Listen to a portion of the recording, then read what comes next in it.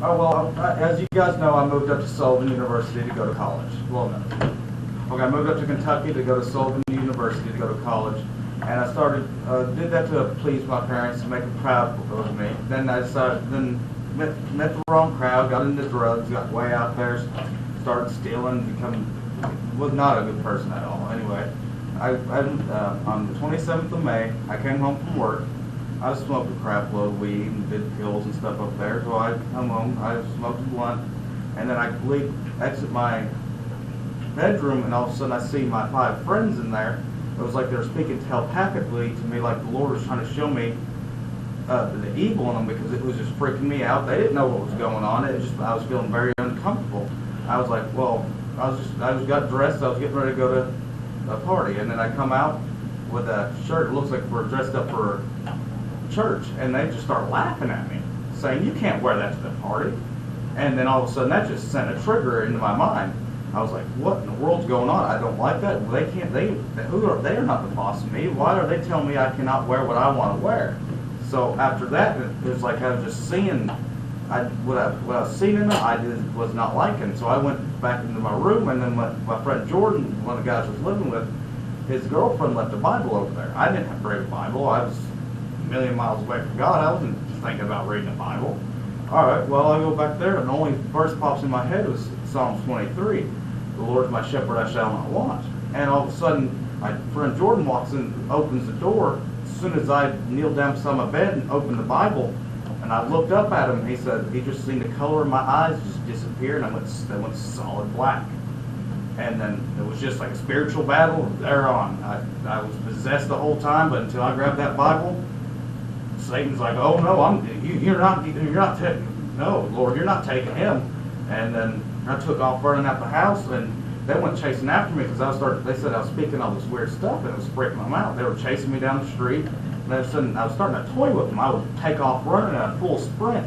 They would lose them all I would just lose them in the dust.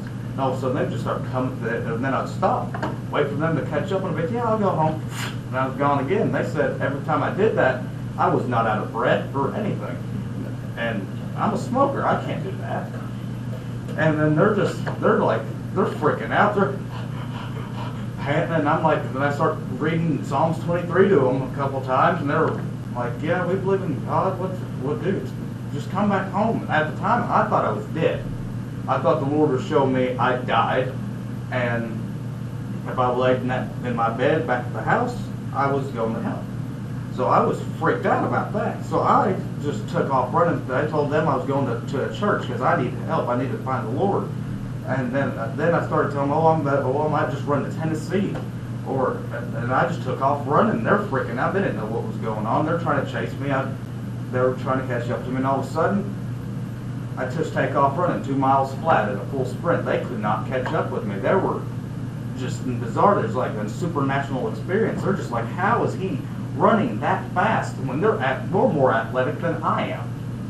And they don't even smoke as much as I do, and I'm just blowing them away. They can't even keep up to me and everything. All of a sudden, they just see me go up a 150-foot steel telephone pole. I scaled about 40, 50 feet of that within 10 seconds flat. I thought the Lord was telling me to go up the telephone pole, but it was Satan trying to take me out. I go up there, and I was like, "Lord, please help me. Lord, please help me. Please help me, Lord. Please help me. I'm looking for you. I don't know what to do. I'm scared, Lord. I'm scared." As soon as I grabbed the first, when I got up to the electrical line, I grabbed the first electrical line, shoots me back. All of a sudden, right here, where you see the burns are on my leg and my arm, shoots me back onto the street pole. There's a street light. And all of a sudden, I said, "Yeah," my friends are at the bottom pole trying to get up. They hear me scream, "I'm not going down without a fight." And I lunged right off. I don't even know how I can just lunge like that. They said I just lunged right back up. I went up again for seconds. Got electrocuted a second time, shot me into the transformer. The transformer exploded and shot me straight in the ground. It even left my body imprint in the ground, how hard I hit. All right, well, after I hit the ground, I don't remember this little part, but my friend said I tried to go, when my friend AJ said I wasn't breathing. He said, "Went to go touch me." His hand gets shocked. All of a sudden, I start breathing again. And I tried getting up and going right back up the telephone pole. My friend said he had to restrain me to keep me from going back up the telephone pole. When the ambulance gets there, there's 6 cops there trying to hold me down. I was about my dad's size and my friend Dakota's size, and I was moving them like they're nothing. They were freaking out. They didn't know what was going on. They thought I was on some hardcore drugs because I'm moving 6 cops my size and their side, it just moving them like nothing. They were freaking out. Once they get me restrained, get me in the gurney, because they thought they said, I don't know how I didn't break any bones. They don't know how I was alive. They don't know none of that. So they were freaking out. Once they strapped me down, I was so freaked, I was in so much of a shock. They had to strap across my neck, over my head, across my arms, and over my chest. All of a sudden, I just leaned forward, snapping one off my head and one off my neck, ripped my arm off, ripped the other one up, and leaned forward. And all of a sudden, I don't remember what was going on. The cops were telling me, lay back down, lay back down, lay back down. And all of a sudden, I just had a hard time breathing. It was just like all of a sudden my body was just giving up. I was like, I love you, Lord. Every time I'd say, I love you, Lord. I love you, Lord. I love you, Lord. I'd breathe easier and easier and easier. And the cops were telling me to shut up. And all of a sudden, this bald guy, I don't know who he was, ambulance driver or anything, he comes up from standing above me. He looks at the cops and says, don't you dare tell him to shut up. He's calling out to his Lord. What is wrong with you? They just looked at him like, huh? And now all of a sudden, I was at peace. I laid back. He said, don't worry. You're going to the hospital. You're going to be fine. The Lord does love you. And everything's going to be okay. Anyway, and then I don't remember anything until I get to the hospital. And when I wake up, Mom and Dad are there. I guess I was out for a while.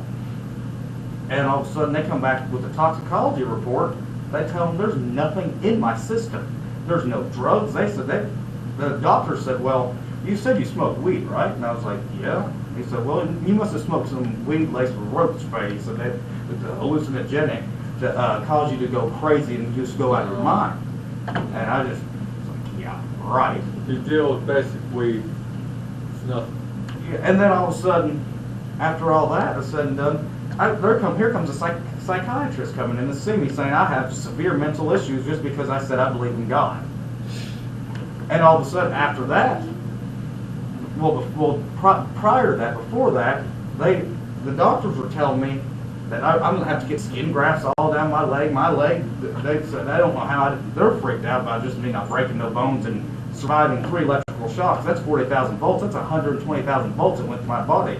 And you only need probably about 110 volts to kill you. If you put your finger in a light socket, that'll kill you. And I just got more than that. And after that, they're like, well, there must be. They're like, well, I don't know how you are alive. I don't understand it.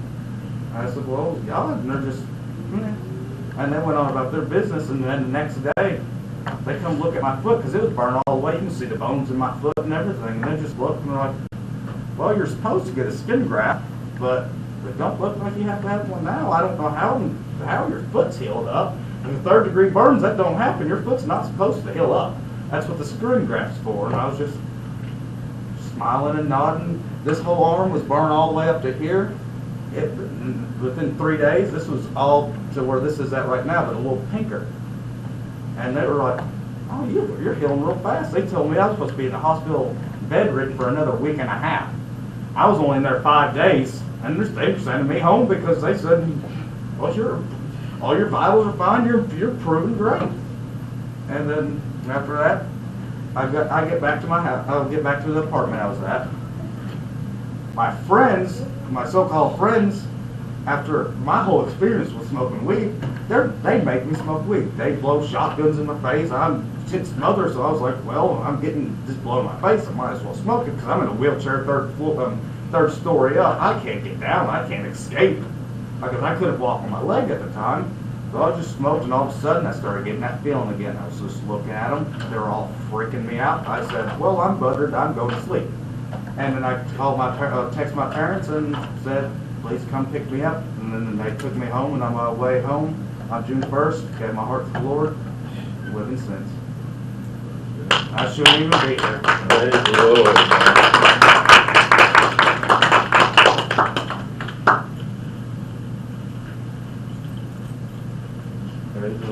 awesome, David.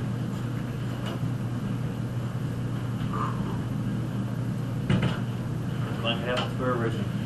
That's right, man. Well, they thought his heart and his kidneys were gonna shut down because when electricity goes through your muscles like that, it kicks out an enzyme that shuts your kidneys down. And what happened was they did this test, and there's these proteins that they found is typically This from part someone right here, so from that's- someone that had a heart attack. You know, so they were monitoring his heart because, you know, obviously the electric shock stopped his heart. But yeah, they're just it blew them all Okay, away. after being in the hospital, and actually then they're like, what's your name? Asking me questions, I'm answering like this. They're like, Right. oh, well, normally people that even have any chance of surviving after this has severe brain damage. We don't know how in the world you're even remotely thinking perfectly fine. I was just, Yeah, he should I have been just, cooked I was off still through in and shock. through, I was man. just like, thank you, Lord. And then when my foot started healing up, it started healing up in the shape of a heart because I didn't believe the Lord loved me anymore. I thought he was, I was like, screw the Lord, I don't want to be with him. He just gets me in more trouble. And all of a sudden, here I am. Should have died 4 times. Jesus fine. Yeah. That's right, man. So I tell you, friend, Jesus Gets fine. me every time I hear it, man. As you can tell, this is not